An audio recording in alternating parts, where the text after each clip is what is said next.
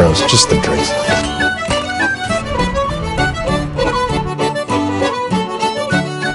Allez, de chèvre.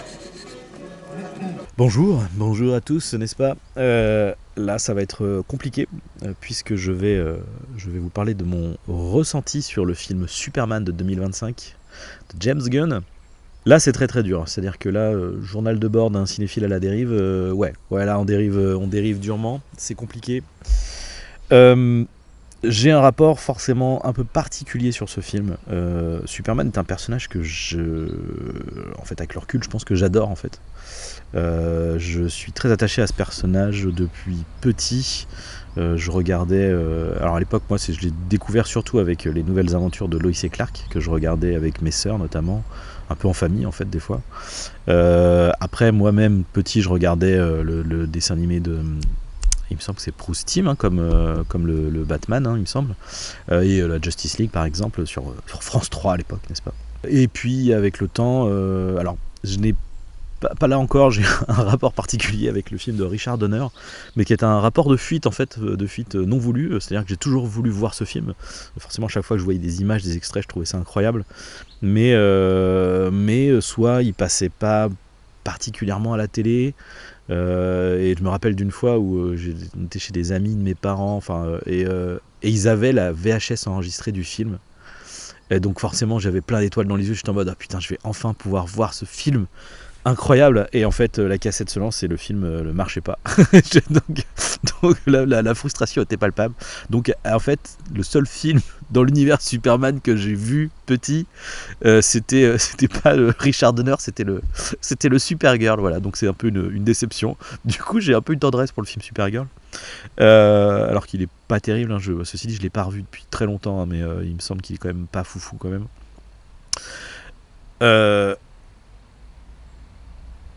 Le Superman Returns, en revanche, j'avais adoré à l'époque. Je pense que j'ai dû le voir peut-être 3 fois au cinéma, parce que j'ai découvert l'existence du cinéma de quartier qui repassait un peu les films après, genre 1 mois, 2 semaines, 3 semaines après la sortie officielle du film.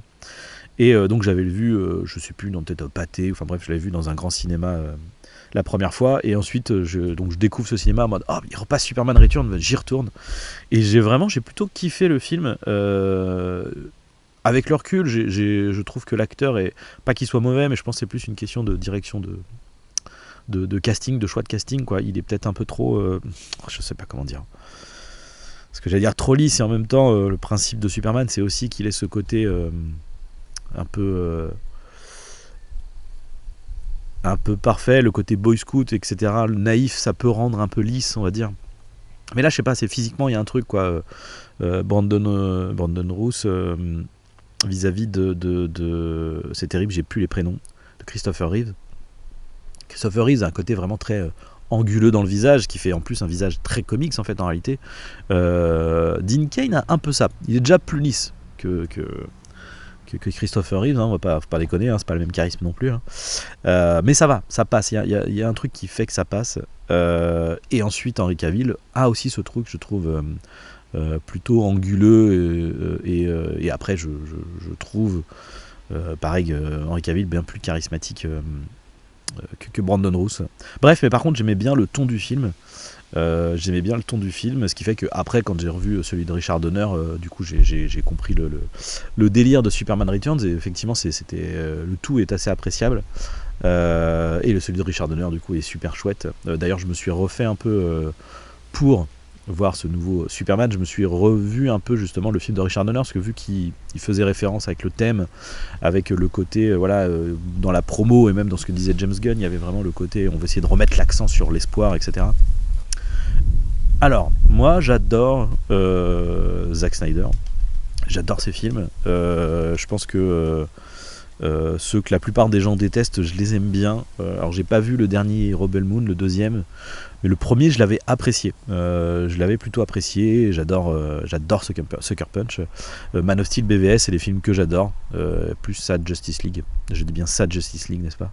Donc, et j'étais très attaché à l'univers cinématographique qu'il essayait de nous présenter. Moi, ça m'allait, ça me correspondait. Je trouve que oui, très honnêtement, je pense que Batman vs Superman est un des meilleurs films de super-héros de ces 15-20 dernières années. Et je le mets sans problème à côté d'un The Dark Knight, d'un Spider-Man de Raimi, sans aucun souci pour ma part. Donc voilà, c'est quelque chose qui me parle thématiquement.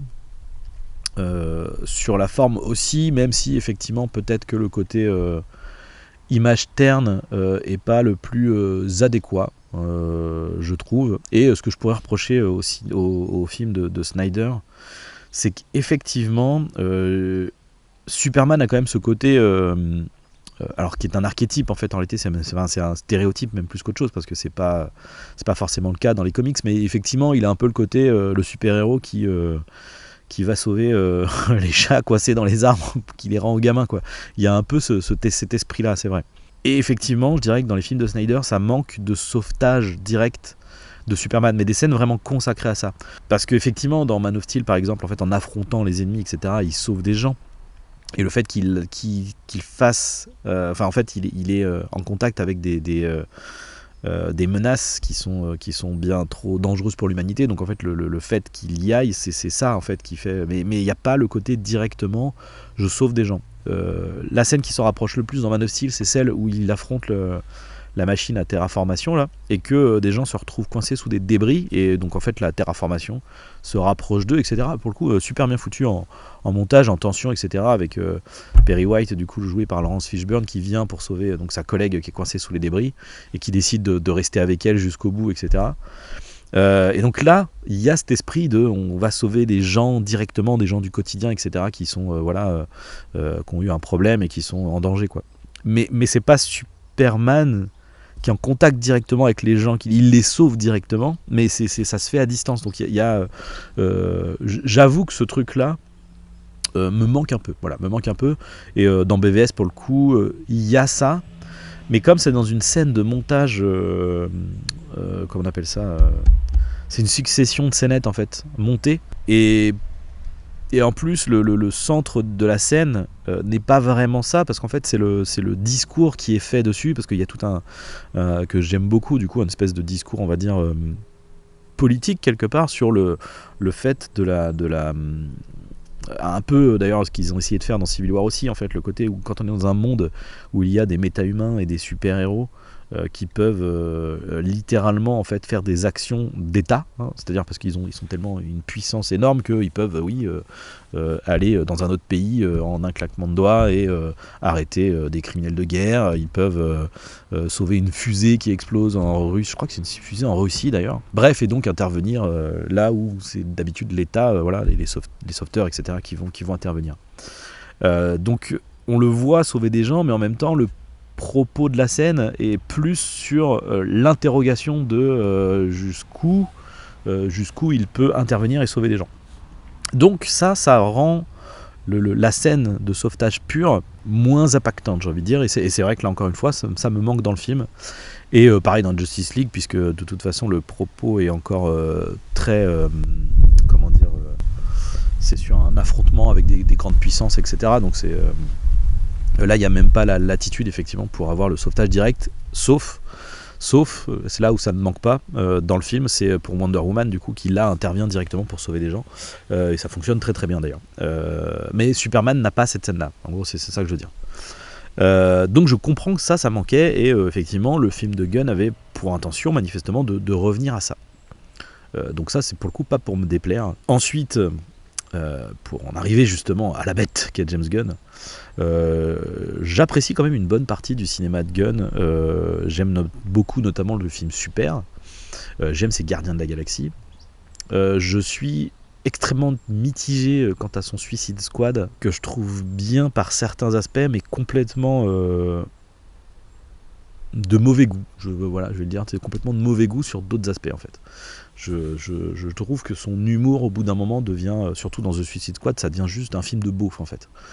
Et ça m'emmerde parce que il sait malgré tout raconter des histoires un peu sérieuses, premier degré, quoi. Et le problème c'est que le côté potache à un moment donné, parce que là c'est vraiment potache, moi je veux bien qu'on fasse des blagues Mais là ça devient, c'est trop quoi, on est sur un film quasiment parodique en fait en réalité, et ça ne me dérange pas que ce film existe, ou que ces films existent. Par contre ça m'emmerde que ça devienne la norme, et c'est un peu le problème que j'ai avec James Gunn. J'ai pour le coup vraiment adoré à sa sortie le Gardien de la Galaxie. Je trouvais qu'effectivement dans le côté par rapport au MCU, c'était vraiment sympathique, c'était intéressant, c'était une proposition, mais ce qui m'a emmerdé par la suite, c'est vraiment que en fait, toute l'industrie, vu que ça a cartonné, pour ce que c'était, ça a cartonné, et en fait, ils se sont tous calés dessus, quoi. Donc Marvel, c'est devenu une extension des films de Gunn, quoi. Donc on a eu tous les, par exemple, donc Taika Waititi avec Thor Ragnarok, quoi, qui est vraiment pour moi une extension directe d'un Gardien de la Galaxie. Bon, il y avait des trucs d'humour, tu voyais, très Tony Stark, voilà, avait ce côté-là, mais en fait avec James Gunn, c'est vraiment devenu systématique. Et c'est voilà, encore une fois, ça m'emmerde parce que à partir de ça, on a voulu tout calquer dessus, quoi. Ça a détruit le DCU, puisque DCEU avec Suicide Squad, du coup, de David Ayer, il y a eu cette rupture là, quoi. C'est-à-dire que le film était sur la tonalité Snyder, sombre, etc., qui, oui, effectivement, en termes de chiffres, tapait pas le milliard, quoi. C'était pas un bid non plus, mais bon, manifestement c'est pas suffisant, et donc après les Gardiens de la Galaxie, voilà, on a James Gunnisé le Suicide Squad de David Ayer, quoi. Et ça ne fonctionne pas du tout, et même tous les films d'après, on a essayé d'injecter de l'humour à mort au forceps, etc. Peut-être qu'Aquaman, c'est celui qui s'en sort relativement le mieux. Le premier, j'ai pas vu le 2, je peux pas vous le dire, je peux pas le garantir non plus. Mais voilà, en fait c'est la proéminence que ça a pris, l'importance que ça a pris qui me gêne beaucoup. Donc j'étais vraiment très mitigé en partant sur ce Superman, d'autant plus qu'il faut effectivement rajouter autre chose, c'est que c'est effectivement le directeur photo de The Flash qui vraiment est absolument dégueulasse. Voilà, visuellement ce film est dégueulasse. Et effectivement les premières bandes annonces de Superman, je suis désolé, je trouve ça dégueulasse. C'est pas une question de couleur, etc. Parce que ça, pour le coup, à la rigueur, effectivement, je comprends cette tonalité comics. Je crois que c'est ce qu'ils disent, c'est plus par rapport au Silver Age, si je ne m'abuse. Donc du coup, ça serait vraiment plus comics années 60-80. J'ai peur de dire des conneries, mais je crois que c'est ça. Enfin, en tout cas, c'est pas les comics récents, quoi. Pour le coup, les comics récents sont bien plus en adéquation avec le cinéma de Snyder sur pas mal d'aspects. Donc bref, mais en tout cas, voilà, le côté coloré, etc., à la rigueur, me gêne pas. Mais c'est vraiment, effectivement, le choix des angles dégueulasses qui déforment tout. En fait, le problème, c'est que ça devient ridicule, en fait. C'est vraiment, l'image, elle est déformée de manière ridicule. On sait beaucoup, ça a beaucoup fait un tollé quand il y a eu le plan de vol de Superman avec son espèce de strabisme dégueulasse, là. Mais c'est dégueulasse, en fait. C'est voir un mec louché, c'est pas esthétique, en fait, c'est tout. Donc, encore une fois, ce Superman, a ce côté parodique à mort, quoi. Et ça me gêne parce que du coup, ça rend... Certes, là, du coup, il y a le sauvetage direct des gens, etc. Le Superman du quotidien, un peu, on va dire. Mais le problème, c'est c'est complètement saboté par cette espèce de mauvais goût. Là, pour le coup, c'est du mauvais goût. Je trouve que visuellement, c'est de très très mauvais goût. En plus de ça, dans le propos du film, je comprends encore une fois le côté humain, essayer de rendre l'humanité de ce personnage, mais en fait, est-ce qu'il y a besoin de rabaisser un personnage ? En fait, est-ce qu'on a besoin de rendre un personnage médiocre pour le rendre humain, quoi ? Je voudrais rappeler que c'était aussi un des propos de Man of Steel, qu'on a beaucoup, qui a été beaucoup critiqué, voilà, qu'on critique sur son côté, ouais, mais c'est un dieu, c'est ceci, c'est cela. Une des grandes thématiques de Man of Steel et BVS, c'est quand même l'humanité de Superman, et c'est ce qui le sauve face à Batman, en fait. Tout le monde a critiqué cette scène de Martha, mais en fait, c'était revenir à ce qu'il y a de plus de plus basique chez l'être humain, c'est-à-dire nous sommes une espèce qui faisons des enfants, et donc en tant qu'enfant nous avons des parents, etc. Pour Batman c'est un trauma puisqu'il a perdu les siens, dans le cas de Superman c'est un ancrage dans l'humanité puisque ce sont des parents humains qui l'ont élevé, et donc il y a même d'ailleurs une scène dans Man of Steel où il dit mais écoutez, je sais que je suis puissant, je suis un extraterrestre, etc. Mais en fait, j'ai vécu dans le Kansas en fait. Il n'y a pas plus américain que moi quoi. Et du coup, du coup, il n'y a pas plus humain que lui non plus. Alors pas que les Américains sont les humains par excès, c'est pas ce que je veux dire, hein, attention, hein, c'est juste par rapport, voilà, par rapport à son statut d'alien de Krypton, voilà.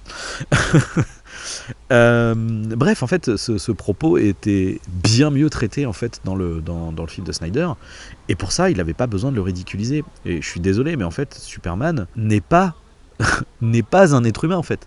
Le principe de Superman. Alors après, je suis pas spécialiste effectivement du golden, du bronze et du silver age des comics.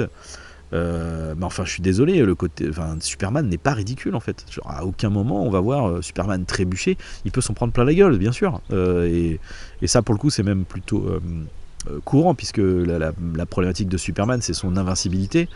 Donc à ce moment-là, il n'y a pas le choix de lui mettre en face un ennemi surpuissant qui peut égaliser avec lui, et donc auquel cas les combats vont être hyper violents, dont le personnage de Doomsday par exemple, ou alors ça va être Luthor qui va devoir se mettre dans une espèce d'armure qui puisse rivaliser avec Superman en force brute, quoi, je veux dire. Donc qu'ils se prennent des raclés, c'est pas un problème. Le problème, c'est qu'il se prend des raclés, il se fait maltraiter par son chien, il se fait maltraiter par tout le monde, même le Justice Gang, là, l'espèce de super-héros de seconde zone, parce que je suis désolé, Guy Gardner, oui, c'est un personnage qui est important dans les comics, qui a été un membre de la Justice League, etc., c'est un membre valable. Enfin, pardon, mais dans les Green Lantern, c'est quand même pas le mec le plus... Voilà, quoi. Je veux dire, et puis même par rapport au grand public, je veux dire... on prend même John Stewart, qui n'est pas le Green Lantern premier du nom, bien plus iconique que Guy Gardner quand même, quoi. Et après, oui, effectivement, la coupe au bol, etc., même son comportement un peu bourrin et teubé un peu, effectivement, c'est vrai que Guy Gardner a un peu ce côté-là dans les comics. Mais enfin, est-ce qu'il y avait besoin de le faire à ce point-là ? Je pense qu'il y avait une mesure à trouver, quoi. Bref, j'ai détesté ce film. Il y a le nombre de séquences que je trouve ou ridicules ou absolument moches, avec les singes, tout propos avec les singes sur Twitter. Non mais en fait c'est ça, quoi. Je veux dire, Superman qui est énervé à cause de tweets, quoi. Je veux dire, de hashtag super à chier. Mais franchement, j'ai envie d'être très insultant. Mais je me retiens. Bref, je ne sauve pas grand chose de ce film. Après, effectivement, là où je vais peut-être pas être objectif, c'est que je suis très attaché à l'univers qu'a fait Snyder. J'ai été quelqu'un de très hypé et absolument à fond dedans quand la Snyder Cut est sortie. Je les ai en 4K. Je vais très probablement me faire un marathon de ces films en 4K pour me laver de cette vision horrible. Et pourtant ça fait 2 semaines qu'il est sorti, je ne sais plus, mais bref, j'en suis encore tout traumatisé. Voilà, je voulais faire une vidéo courte et là je me rends compte que je suis déjà à 20 minutes, donc effectivement ce film m'a passablement énervé. J'ai détesté ce film. Je voulais revenir sur une chose, sur 2 choses en fait, pour être tout à fait précis.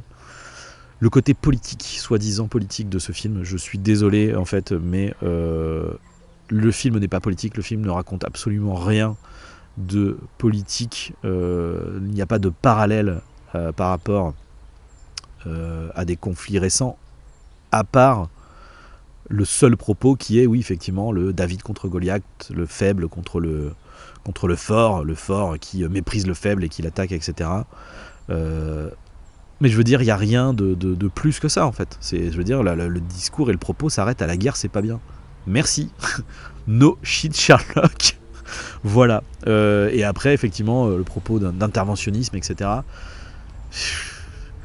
Oui, en fait, dans un monde de bisounours et manichéens, effectivement, s'il y a des méchants nazis qui, qui attaquent d'autres, effectivement, il faut intervenir. Bon, après, le problème, c'est qu'on est dans un monde qui est quand même complexe, hein, c'est-à-dire quid de la problématique nucléaire, voilà. Donc, c'est-à-dire que oui, peut-être que la Russie est bien plus forte.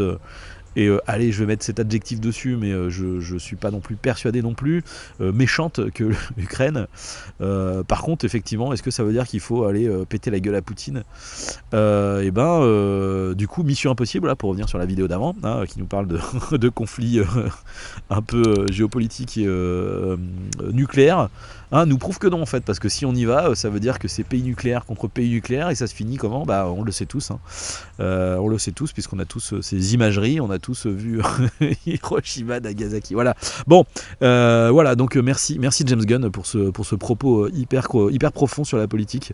Non, je suis désolé, c'est de la merde. Voilà, c'est de la merde.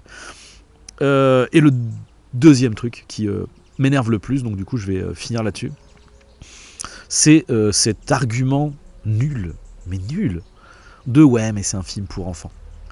Alors, un film pour enfants n'est pas forcément médiocre. Un film pour enfants n'est pas forcément bas du front. Un film pour enfants ne va pas forcément passer son temps à surexpliquer et réexpliquer ce qu'on est en train de voir à l'écran, à l'image. Il faut arrêter de prendre les enfants pour des cons. Ceux qui disent ça, je suis désolé de vous dire que vous prenez les enfants pour des cons. Je ne sais pas comment ça se passe aux États-Unis, mais de ce que je vois en France, travaillant dans un cinéma, les enfants ne vont pas voir ce film. Les enfants ne vont pas voir ce film. Ceux qui vont voir ce film, c'est ceux qui vont voir les films de super-héros, c'est-à-dire les ados, c'est ceux qui vont voir les films du MCU, enfin même du DCU avant, c'est pas un problème, hein, mais ce sont les ados et les adultes en fait. Donc on va arrêter de prendre les gens pour des cons 5 minutes. Ce n'est pas un film pour enfants. Y a des parents qui emmènent leurs gosses, oui, il y en a, mais alors vraiment, je peux vous dire que non, c'est pas... voilà, côté, il y a Dragon, c'est un film pour enfants, Dragon, voilà, Lilo et Stitch, etc. Oui, ce sont des films pour enfants, mais ces films-là, bon là pour le coup, de ce que j'en ai vu, je vais pas, Lilo et Stitch, je vais pas m'avancer, j'ai vu que des extraits, mais à extraits comparés, vraiment, ça prend vachement moins les enfants pour des teubés, quoi, voilà. Et les gens en général pour des teubés. Voilà, donc je ne supporte pas ce film. Ça n'annonce rien de bon par rapport à l'avenir cinématographique du DCU. Il faut que les films de super-héros s'arrêtent en fait. Voilà, il faut que ça s'arrête. C'est par pitié. Finissons-en. Et je dis ça alors que j'adore ça, j'adore les comics, j'adore, mais là j'en peux plus en fait. Là vraiment je n'en peux plus. Supergirl qui est un personnage pareil du coup, ce que je disais par rapport à mon histoire par rapport à l'univers de Superman, etc. Du coup, Supergirl de fil en aiguille est devenu un personnage que j'apprécie énormément. Et là, c'est pareil, de ce qu'ils en ont fait, c'est pas possible. Même si je comprends les tenants et les aboutissants du comics qu'ils vont adapter, et donc c'est dans un sens raccord avec ce qu'on nous montre. Mais je suis désolé, salut ma couillasse, c'est pas possible en fait. Hein. Je ne peux pas. Oui, je l'ai vu en VF. Je m'en bats les couilles en fait. Vraiment, je m'en bats les couilles. Bref, on va finir maintenant parce que c'est beaucoup trop long et on se retrouve la prochaine fois. Salut à tous.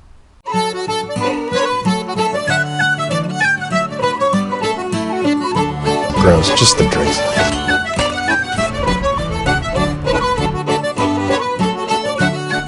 Un lait de chèvre.